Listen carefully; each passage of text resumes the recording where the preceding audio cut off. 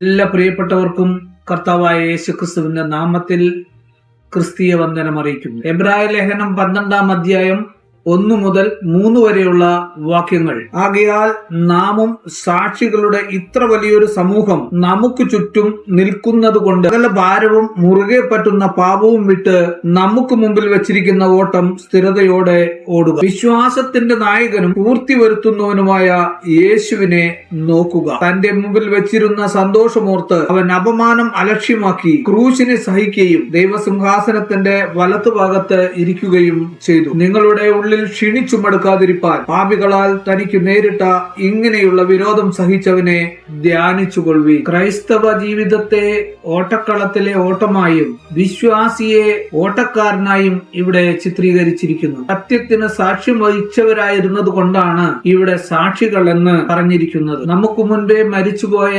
വിശുദ്ധന്മാർ നമ്മുടെ ഓട്ടത്തെ അല്ലെങ്കിൽ നമ്മുടെ ജീവിതത്തെ നോക്കിക്കൊണ്ട് നമുക്ക് ചുറ്റും നിൽക്കുന്നു എന്ന ആശയമല്ല ഇവിടെ ഉദ്ദേശിക്കുന്നത്. ഇതിനു മുമ്പുള്ള 11-ാം അധ്യായത്തിലെ വിശ്വാസ വീരന്മാർ എപ്രകാരം ഓടി തങ്ങളുടെ ഓട്ടം തികച്ചുവോ അതുപോലെ നാമും നമ്മുടെ വിശ്വാസ ജീവിതം നയിക്കണമെന്നാണ് ഇവിടെ ആഹ്വാനം ചെയ്യുന്നത്. 2 കാര്യങ്ങൾ ചെയ്തുകൊണ്ടാണ് ഓടേണ്ടത്. ഒന്നാമതായി പാപവും ഭാരവും വിടണം. രണ്ടാമതായി യേശുവിനെ നോക്കണം. ഓട്ടക്കാരൻ ഭാരമുള്ള വസ്ത്രമൊന്നും ധരിക്കില്ല. മാത്രമല്ല പരിശീലന കാലത്ത് ശരീരത്തിന്റെ ഭാരം കുറയ്ക്കുവാൻ കഠിനമായ വ്യായാമ മുറകൾ അനുഷ്ഠിക്കും. പാപമയമായ പ്രവൃത്തികളും ചിന്താകുലങ്ങളും ആകുലതകളും മാനസിക ഭാരം കൂട്ടുന്നതാണ്. ക്രിസ്തീയ ജീവിതമായ ഓട്ടത്തിൽ വിട്ടുപോകുന്ന പാരമ്പര്യങ്ങളായ ഭാരങ്ങൾ ചുമക്കുന്നവരും ഉണ്ട്. മുറുകെ പറ്റുന്ന പാപം ഒന്നാമത് വിശ്വാസത്യാഗത്തിലേക്ക് വഴി നടത്തുന്ന അവിശ്വാസവും രണ്ടാമത്തേത് ദുരാഗ്രഹങ്ങളുമാണ്. 2 കാര്യങ്ങൾ ചെയ്തുകൊണ്ടാണ് ഓടേണ്ടത്. ഒന്നാമതായി പാപവും ഭാരവും വിടണം.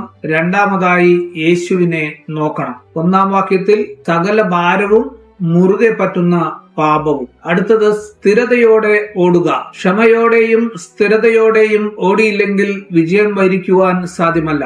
ലക്ഷ്യം വിദൂരമാണെന്നും ഓട്ടം പ്രയാസമാണെന്നും ചിന്തിച്ചാൽ ഓട്ടത്തിൽ ഉത്സാഹമില്ലാത്തവരായിത്തീരും. നമ്മുടെ ജീവിതമാകുന്ന ഓട്ടം ചുരുങ്ങിയ കാലത്തേക്കേ ഉള്ളൂ.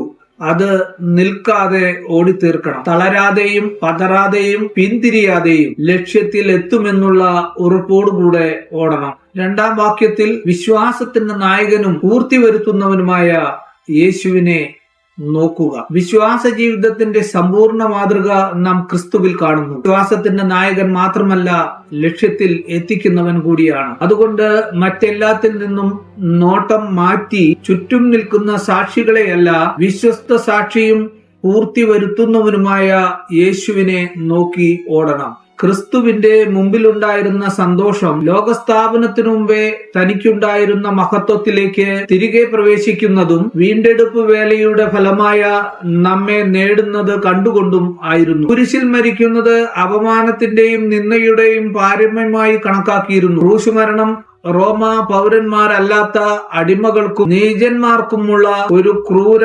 ശിക്ഷാക്രമമായിരുന്നു. റോമ പൗരനല്ലാത്ത കർത്താവ് ക്രൂശുമരണം സന്തോഷത്തോടെ സഹിച്ചു. കഷ്ടതയേറിയ വിശ്വാസ ജീവിതത്തിന്റെ പര്യവസാനം തേജസ്സിന്റെ സിംഹാസനമായിരിക്കുമെന്ന് തെളിയിച്ചുകൊണ്ട് കർത്താവ് സിംഹാസനസ്ഥനാവുകയും ചെയ്തു. ഓട്ടത്തിൽ ക്ഷീണവും മടുപ്പും ഉണ്ടാകുമ്പോൾ യേശു സഹിച്ച കഷ്ടതയുമായി അതിനെ തുലനം ചെയ്ത് ധ്യാനിക്കണം. നാം സഹിക്കുന്നതിനേക്കാൾ എത്രയോ കൂടുതലാണ് ക്രിസ്തു സഹിച്ചത്. നമ്മുടെ ക്ഷീണത്തിന് പരിഹാരം ക്രൂശുമരണം സഹിച്ച ക്രിസ്തുവിനെ ധ്യാനിക്കുകയാണ്. അവനെക്കുറിച്ച് എഴുതിയിരിക്കുന്നതെല്ലാം കണക്കിലെടുത്ത് ധ്യാനിക്കണം. നമ്മുടെ കഷ്ടതയുടെ പാനപാത്രം കയ്പ് നിറഞ്ഞതാണെന്ന് തോന്നുമ്പോൾ കർത്താവ് അനുഭവിച്ച കഷ്ടതകൾ എത്ര ഭയാനകരമായിരുന്നു എന്ന് നാം ഓർക്കണം. ക്ഷമയോടും സ്ഥിരതയോടും കൂടെ ഓടി നമുക്ക് മുമ്പിൽ വെച്ചിരിക്കുന്ന ക്രിസ്തീയ ജീവിതം വിജയകരമായി ഓടിത്തീർക്കുവാൻ സർവശക്തനായ കർത്താവ് നമ്മയെല്ലാം അനുഗ്രഹിക്കുമാറാകട്ടെ. ഈ സന്ദേശം കേൾക്കുന്ന എല്ലാവരെയും കർത്താവ് ധാരാളമായി അനുഗ്രഹിക്കട്ടെ. God bless you.